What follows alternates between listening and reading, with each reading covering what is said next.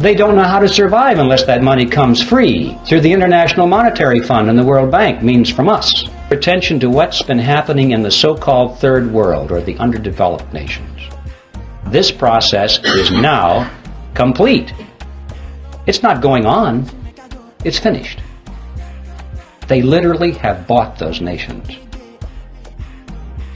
Have you ever wondered what's going on there with the IMF World Bank? Every once in a while on the back page of the newspaper you read that Congress once again authorized another $100 billion or so to go to the World Bank.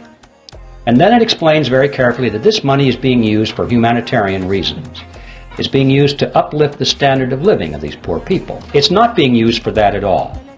If it is, they're not doing a very good job, because after all these years, you cannot point to one of those countries which has had its standard of living raised one iota by this vast expenditure of money, because it was never designed to do that.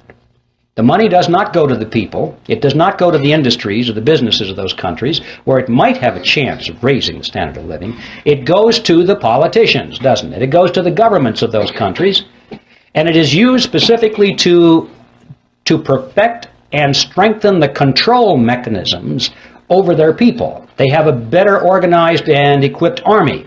They have a better paid bureaucracy, more people in the bureaucracy. They have more ways of controlling their subject. This money is used to build totalitarian systems in every country that you want to point to and analyze. You see, these people, these leaders of these countries, for the most part, couldn't care less about the standard of living of their subjects as long as they live well. They live in their mansions, have their yachts, their jet aircraft, and they go to New York and live in the Waldorf Astoria while they attend United Nations meetings. They're very happy with that. They have no ideology. Communism, socialism, fascism, capitalism, what difference does it make? Where's the money? That's it with these people.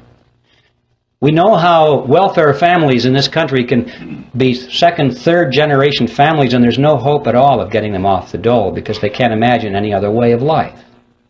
This happens at the international stage too. We're dealing with countries now that are second, third, in some cases fourth generation welfare governments. They don't know how to survive unless that money comes free through the International Monetary Fund and the World Bank, means from us. There's no way in the world they're going to break free from that. These countries, ladies and gentlemen, have already been purchased, lock, stock, and barrel, in this fashion, and they are now in place in the New World Order. And they're simply waiting for us